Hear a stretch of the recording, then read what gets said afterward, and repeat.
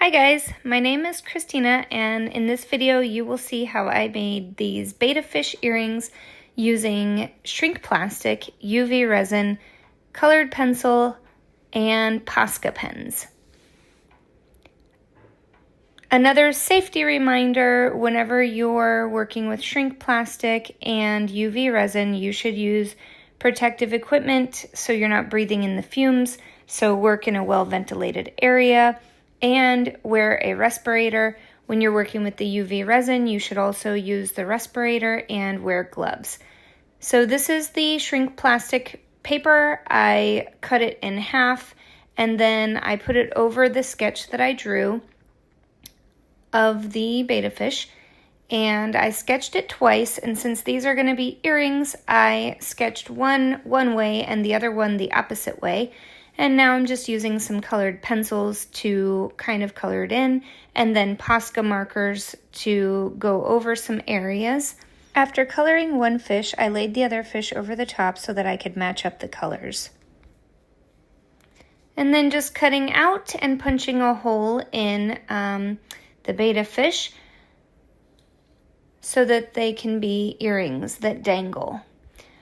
While I was using the heat gun to heat the fish, it shrunk and it kind of flew away because when you're using the tweezers, you don't want to hold it down too firmly. Otherwise, where the tweezers are, it can poke a hole in the plastic. I've had that happen before. But unfortunately, this time the fish got away from me and it kind of messed up the part at the top where the hole was. So I had to use my drill and drill bit that my wonderful husband got me for Christmas last year when I got into epoxy crafting and I was making ornaments and needed to drill holes in ornaments. So after heating it, I'm just pressing it flat with a metal container that I have. And you could see at the top where it's kind of messed up a little bit. The hole got messed up. So I had to drill it, and then later on when I put the resin on the other one, I accidentally filled in the hole, so I had to drill that one too. Here's the second betta fish for the other earring, and this one got away from me too, but it wasn't a big deal. It didn't get messed up until I coated it with the resin. Something that's important to note is that you should have something that you can push your piece down with right near you because you have to work quick. You don't want it to cool off too fast before you have an opportunity to press it down and make it flat. And again, I'm heating it and pressing it and heating it and pressing it, but people who are used to shrink plastic say when it's done moving, it's done, so you don't really need to heat it anymore. And also you can heat them in the oven. Some people use a toaster oven. You can use a regular oven. I prefer to use my heat gun. It's not necessary to heat it and press it and heat it and press it, but I just tend to do that anyways, even though it's not necessary.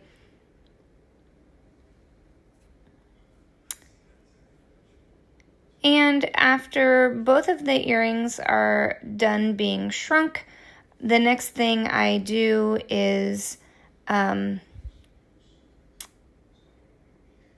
first I had to drill the hole in the one that got messed up. And then after that, I coat each one with Mod Podge to seal in the color. That way there's no reaction when the UV resin is placed on top. When I drilled the hole, some of the shrink plastic kind of melted onto the drill bit, and so I had to kind of work it to get it off of there without causing it to break. And I even had to scrape off some of the plastic that melted onto my drill bit off of the drill bit.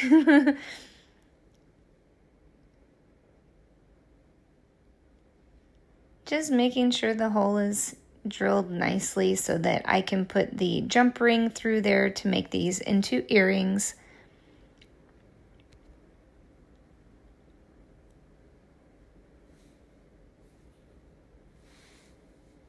I don't have a lot of experience using a drill, so I was going slow and trying to be careful, also going slow as to not go too fast and break it.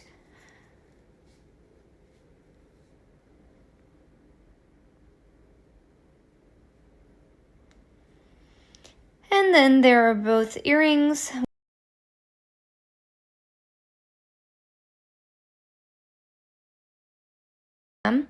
Now the Mod Podge. And to coat them with the UV resin, I put them on top of this silicone little scrubby thing that I have. You want to be careful when you're doing this. You don't want to have too much UV resin that it's just going to dribble off the sides. But you also want to have enough so that it goes to the edge. And I try to carefully do this so that the edge isn't jagged. And also carefully do this so that I don't fill in the hole. But as I already told you, on the one I did end up getting some UV resin in there and I had to drill a hole again. But, you know, that's part of crafting. Sometimes things don't go as you planned and you have to adapt and improvise and move on. So that's all part of it. And then I just sped up the video so that you don't have to suffer while I'm carefully trying to paint on the UV resin. So coated each earring with the UV resin, cured it under the curing lamp. I set it for I also use a lighter to pop the bubbles.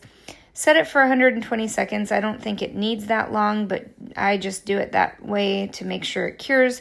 Once they were cured, I flipped it over to the back side and coated each of the earrings on the back side with the UV resin. Again, trying to be careful to get it all the way to the edge and have smooth edges, but not have it go over the edges. And like I said, I filled in the hole accidentally and had to drill the hole so that I could actually have that earring be an earring. So here I am just drilling that hole. These earrings I have made for someone as a gift, so I'm going to surprise them with these earrings. But I figured I'd record a video of making them so that you all can see how they were made and maybe get some ideas of your own. And then here I am opening the jump rings. I apologize again. A lot of this is out of the frame of the camera. I'm still, getting used to this recording, editing, all that stuff. So doing my best and learning as I go. Once I get the jump ring on there and the actual earring part on there, the other thing that I do is use a toothpick and get a little bit of UV resin on the toothpick, and I have a little UV resin like flashlight that shines UV light, and I cure it with that. So just a little dab on the jump ring after I've closed it on the toothpick and shining the UV light on there to cure it. And that makes the jump ring smooth and makes it so that it's less likely to get snagged on anything, and also so that it doesn't just open up or come apart, because that is a possibility if the jump rings are not secure. I always have trouble getting them to close all the way, so this is just like an added measure of security. So there's me shining the UV light onto the jump ring to cure the UV resin. And then same thing is done with the other earring. So a little dab of UV resin on the part where I close the jump ring. And then shining the UV light on there to cure it. All in all, I think these earrings turned out pretty cute. Unfortunately, the earring that I had to drill the hole into after the UV resin was placed on it, It looks a little cloudy on the backside, and I don't really love that, but you know, these are handmade, and that's the kind of thing that happens with handmade crafts. Whenever you're making something original and handmade, it will be hard to replicate it, and you can't expect it to come out completely perfect. So, all in all, I think they turned out cute, and I would wear them personally.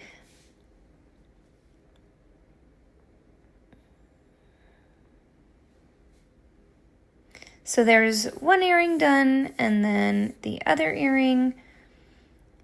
So we've got both earrings with the jump rings secure and ready to be worn by somebody who is receiving these as a gift.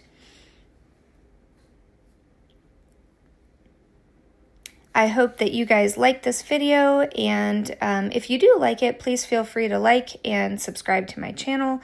I am slowly starting to grow this channel. I work full-time, but like to do crafts on the weekend as a hobby and enjoy creating these videos.